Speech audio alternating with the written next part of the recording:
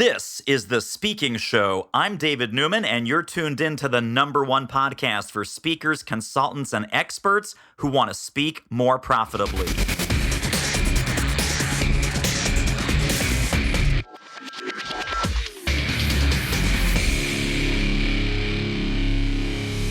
Well, my friends, you're in for a treat. We have the awesome and amazing Eliza Van Court, author, space claimer, speaker, and the author of A Woman's Guide to Claiming Space. Stand tall, raise your voice, and be heard. Eliza, it's time to raise your voice. I'm so excited to be here. Thank you for having me. So tell us a little bit about your professional journey and what were some interesting stops along the way, and then what brought you to your current work. Oh, wow. Well, I have kind of an interesting circuitous route. We have time.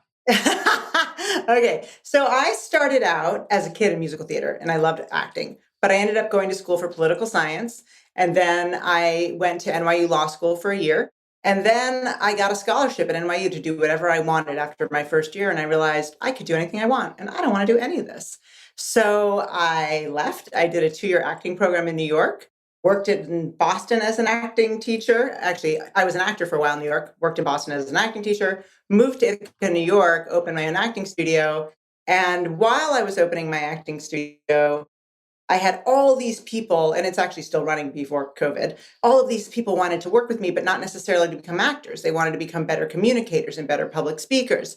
And so eventually I realized I was spending a lot of my time volunteering to do what people get paid a lot to do, which is communication coaching. So I sent out an email to everybody I knew who I'd worked with for free and said, hey, I'm hanging a shingle.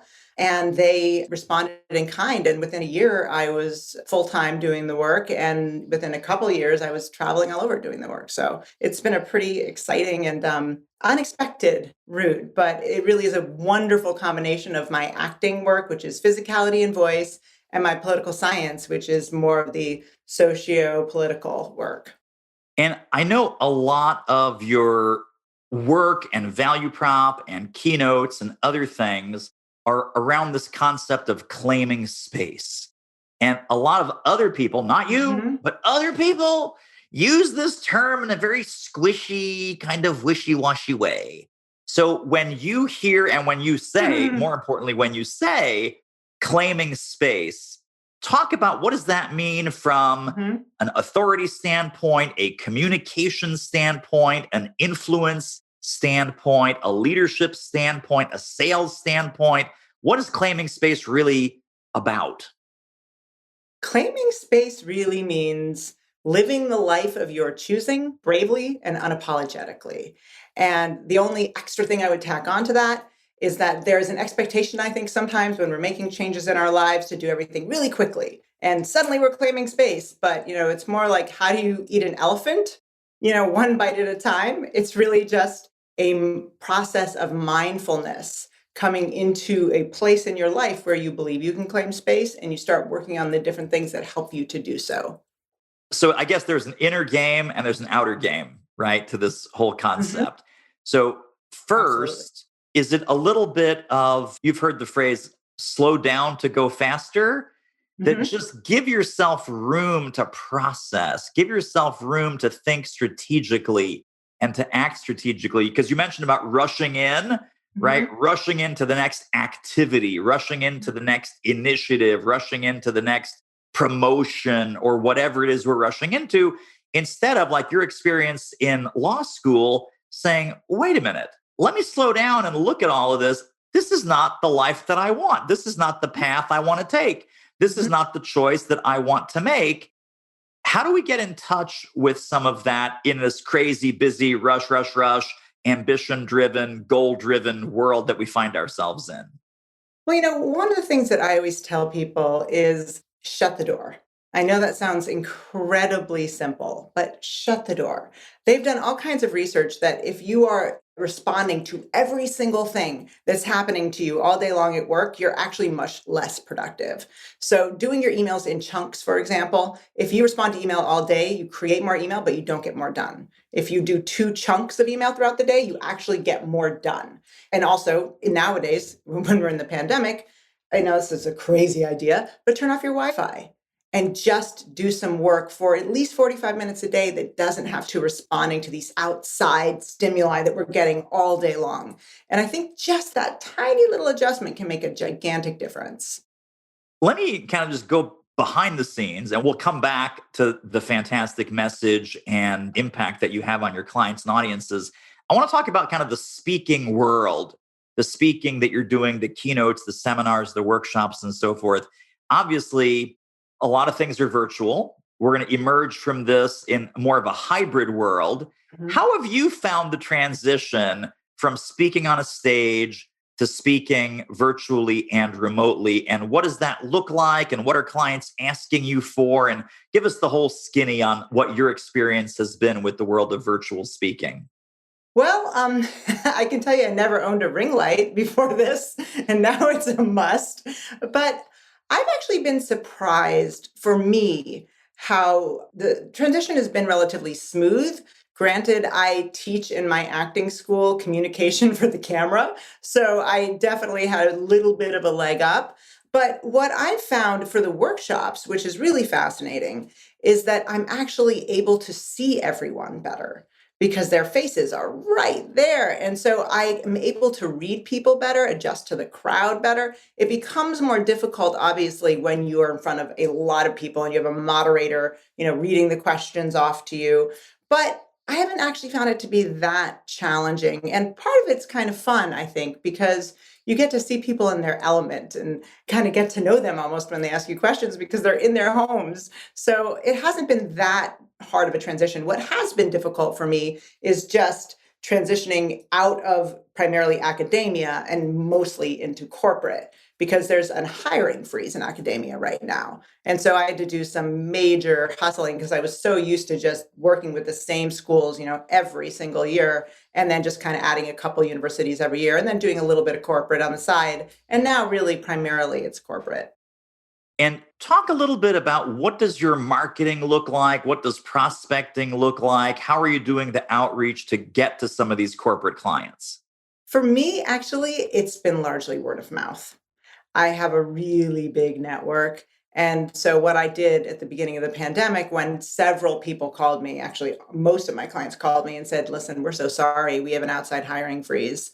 Is my answer was, okay, that's quite sad. And I'm so sorry. And I'm sorry for me. And I'm sorry for you. And we have a great relationship. But who can you refer me to outside of the university? And that's where I got most of my work. I had to kind of reinvent myself that way. And, I did have some time on my hands in the beginning as this transition was happening. So I revamped my website. I revamped all my marketing materials. So I can say my one pager is much better now. I've had a lot more time to work on that. But things, Nice. it took a while. But I think for a lot of us, we're just finally kind of getting our groove back. And Eliza, talk about how coaching and how a coaching profit center in your business, what is that doing for you? Is that stabilizing some of your income? Obviously, people hear you speak, they see you on video, they listen to you on podcasts like this, and like, hey, we need someone like this, but not just for a speech or a keynote. We need her to work with our leadership team. We need her to work with our highly placed women executives. We need to have our whole leadership team in on this training or coaching. How does the coaching dovetail with what you want to be doing? And are you doing as much coaching as you thought you would be in this crazy upside down time that we're in? Well, I mean, most of my work, my primary bread and butter is talks and workshops. But that said, because I work in a lot in the space of DEI quite a bit, I definitely have people who are reaching out to me and asking for help because they're suddenly realizing that perhaps their space is not an anti-racist space. And one of the things that I do is anti-racist communication. And so I have definitely done a lot of consults on that. And I find that to be incredibly, incredibly rewarding. And also, my book is about intersectional feminism. I don't do it from an academic standpoint. It's a much more of a girlfriend's, conversation. But there are a lot of women who've asked me, I'm a white woman. How can I support women of color in my office? And that's been incredibly rewarding for me.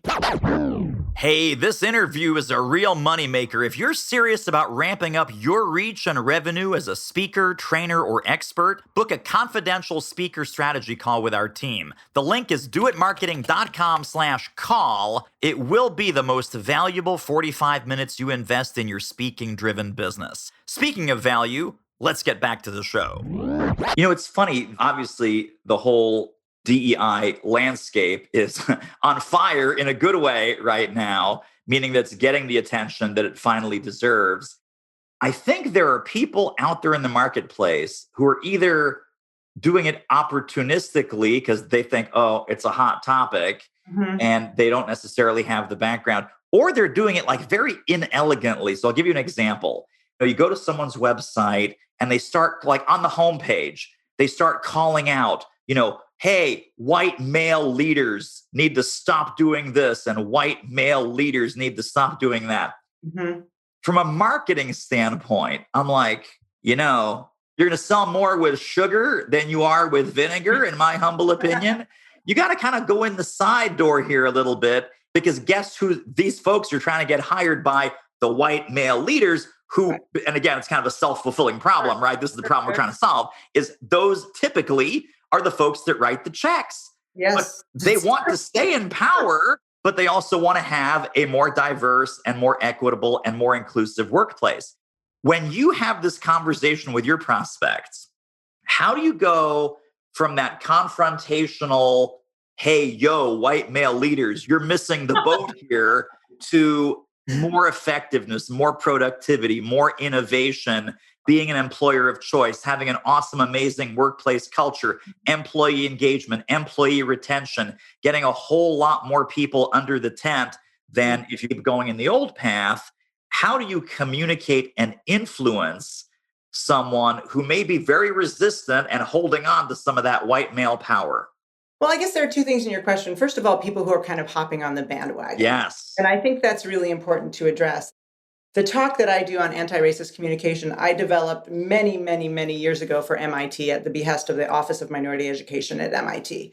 And those of us who've been doing this work for a while in this space definitely are finding it frustrating when people who have no background in DEI at all are jumping in and just saying, oh, we're going to do DEI now, because it really is scholarship. And you really need to know what you're doing. So I have been fortunate enough actually to be connected with this group called Diversity Crew. What I love about them is they understand that every person in DEI has a different specialty. So there are about 30 of us. We're capping it at 30. And this woman started this organization where we have religious, DEI, and we have gender, and we have race, and all of these different subspecialties. And people who are doing it really know what we're doing. And if we don't, we refer somebody to somebody in the group.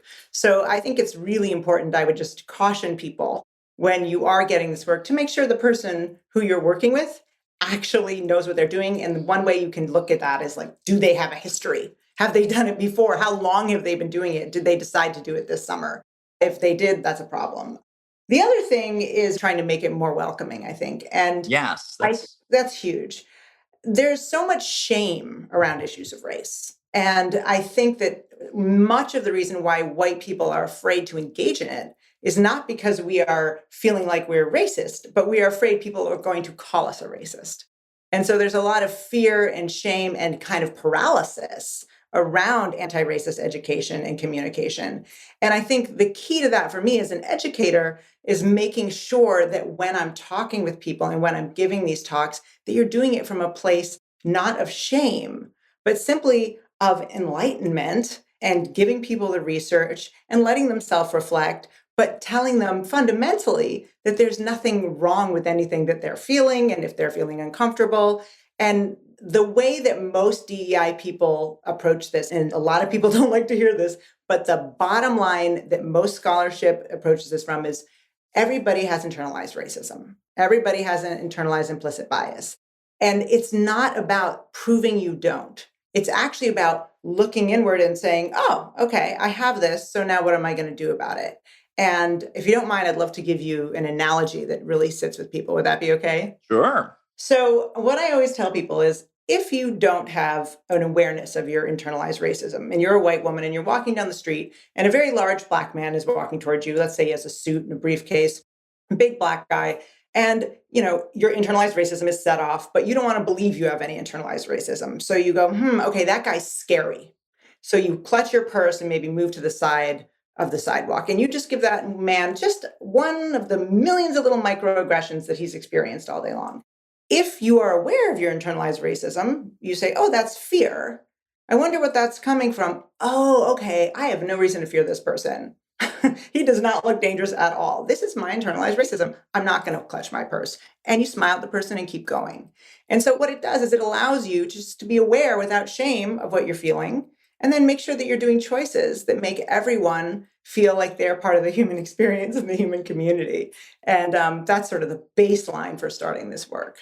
For sure. I love what you're saying about making it a more friendly, appealing, inviting conversation. We can even take race out of the picture for a quick second. Imagine if we did all leadership development. Hey, if you're a terrible boss, just raise your hand. All terrible bosses, come this way. We got a program for you. If you suck as a boss, please step this way. Step on up. And then we have a hat to put on you and you can stand in the corner. Terrible boss hat. I suck as a boss. You don't want me as your manager, right? It's like, well, we can fix the problem and we can market that and we can sell that in a way that we invite people, hey, let's improve this. Let's get better results. Let's improve performance. Let's fix this situation, as opposed to shaming people. I'm a terrible boss. I yell at people. I have a short temper. I'm terrible at delegating. God, I suck at everything. No one's going to sign up for the terrible boss program, right? And it doesn't work. And it doesn't work. And that actually is a big tell. So if you're looking at somebody's literature and you feel seeped in shame, you're going to feel defensive. And that's probably the way in which they are going to go about the work. And it's probably not going to be effective. Right. I will say, however, in defense of this work, that 99.99% of the people who've been doing this for a long time and know what works and know what they're doing do not take that approach. Nobody worth their salt would take that approach because it is highly ineffective. Right. Now, I also know that you do some work with students, and you are like a multi-pronged kind of Swiss Army knife kind of person. Tell me about the work that you do with students specifically around job change, graduate school, getting into a program that they want to get into. Where did that come from? And is that a passion project or what's going on there? Well, communication, the amazing thing about my job is I can go to any conference. I can go to any organization because everybody can use better communication skills, period. And so, even though I don't know much about science, I've been to SICB. There are all of these different orgs that benefit from the work I do. And it is similar with interview coaching. So I do the whole process of interviews with people, and it's all about communication. Unfortunately, they have found that only 7% of your decision-making processes come from what you say. And the rest is people's impression of you because of how you speak and how you use your body, how you move in space. So unfortunately, if you're going to go into an interview and you're going to say everything right, but every bit of your body language is saying something completely different, you're not going to get hired. And so there's a whole protocol to how you can help people. And so I tend to go into universities where they have a lot of URMs, in some department they really want me to support, or the Office of Minority Education, or first generation kids from rural backgrounds who just don't have the same training that people who are several generations of educated families have in terms of how to approach those interviews. And I basically teach them the etiquette and the communication of how to do that. And if you want a good example of this, actually, think about what just happened with Giuliani, a former mayor of my city, and how that dye was going down his face and how he was sweating. I don't think anyone remembers what he said. Everybody is just remembering that, he looked completely out of control. And that's a great example, right? And I have many, I'm obviously not a Republican, but I have many dear friends who are very far right. And they all were like, oh, that was bad. And that was the physicality that we were tuning into. So that's a large part of interview coaching. And I love it. I absolutely love it because the young people call me back and say, hey, they'll email me and tell me, I got this job. I can't believe it. So it's really rewarding. Right. Yeah. Amazing. Super quick commercial break. Isn't this interview amazing? If you'd like to get more ideas on how to start or grow your speaking business fast, pop over to our free training at doitmarketing.com/webinar. Going back to the speaking for a quick second, I know you have a relationship with the Speakers Bureau. Mm-hmm. Talk about how that came to be. Are you exclusive with them? Do they market you? Do you also book directly? How does that work? Well, Brightsight Talent Group, which I love, and Les Turk is my rep who runs the place, actually. He's amazing. They know what they're doing. They've been doing this for a very long time. And also, I'm a terrible negotiator, I'll be honest. I teach people how to negotiate, and I'm really good at teaching people to do it, but I'm terrible. So they will help negotiate my fee for me. And it's usually more than I would have asked for, which is always lovely. But a lot of my work is also I get through word of mouth. In fact, I would say the vast majority I get through word of mouth, but definitely Brightside also complements that. And even if I get something through word of mouth, I then pass them to Brightside and then they do the fees and all of those other things. And it's quite useful. And then now I also have Diversity Crew, I'm a partner in Diversity Crew, which allows me also to have referrals through that source. So it's useful, particularly now, because it's such a different landscape to have more than one stream of people kind of working to help you out there. How did that relationship with Brightside Group initially start? Because I know that a lot of, especially mid-career speakers, even some seasoned speakers that have some bureau relationships, they're like, you know what? To them, we are inventory. And when a gig comes along and they see a commission check, they'll put us up for something. And otherwise, the phone is quiet. The phone doesn't ring. It sounds like you have a fantastic proactive relationship with them. Were you introduced? Did they see you speak? How did that relationship evolve in the first place? Well, I have a really good sizzle reel, which I think is really important, and people should put together a good sizzle reel. And actually, if anyone wants to know of an editor for sizzle reel, I have a brilliant editor I'm happy to refer to you. Getting raw footage everywhere you go is critically important. I always make sure that's in my contract and that they can't use it and put it everywhere because obviously that's my IP. So that's the first step. The second step is I had a woman advising me on my book and she knew people in speakers bureaus. So I talked to one woman, it just wasn't the right fit. So then she introduced me to Les. And, it is an interview process, but if you click, you click. And so we really clicked on that. But the truth is with Speakers Bureau, unfortunately, unless you have a huge platform or you have a book that did extraordinarily well, or you have some sort of connection, it's unlikely that you're going to have them pick you up. It takes a while to get in. Oh, for sure. What I tell clients is that bureaus are really great at managing demand. They're not good at creating it. So you got to bring the party, right? You got to bring the platform, you got to bring the audience, and then they will happily participate and add fuel onto that fire, but they're not going to take someone from stone cold and start rubbing sticks together for you. Yeah, I mean, the one thing I would say, and I really think this is important for people to consider, is often you'll Google the biggest names in speakers bureaus, and you want to go with this big organization. And luckily, I'd been through this with all of my acting students, which is, if you go to William Morris, you're not going to get the same attention than if you're going to a A-list boutique agency, because there are going to be 10 people like you at William Morris, and there's only going to be one of you in the boutique agency. So if something comes across the desk, they'll send you. It's the same thing with speakers bureaus. I specifically said, when I was talking to my friend who had these connections, I do not want to go to a big agency because I know I'm just going to be one of 15 people who look like me and do the same, work with women's empowerment and communication and DEI. And I just didn't want to have to wonder if I'm going to be first or third on the call list. So I asked for a boutique A-list agency, and I really think people should look into these smaller but extremely reputable agencies first, because I also think they're more willing to pick you up if you are going to fit a void that they have not filled yet. Then you might get past without any of those other three things that I mentioned. For sure. Absolutely. I wanted to ask you about the word of mouth, because every time someone says, well, my business is all word of mouth, my business is all referral. Right. What people hear is that, well, she just got lucky, or she's really good, or something like that. Yeah. And putting apart luck and putting apart the fact that you're really good, which obviously helps this, are there some things that you do intentionally before each engagement, during each engagement, and after each engagement that specifically are designed to spark that word of mouth? Well, I mean, I always have believed that the best sale is the truth. The best way you can make a sale is by telling the truth and being really good at telling the truth. And so I happen to like people.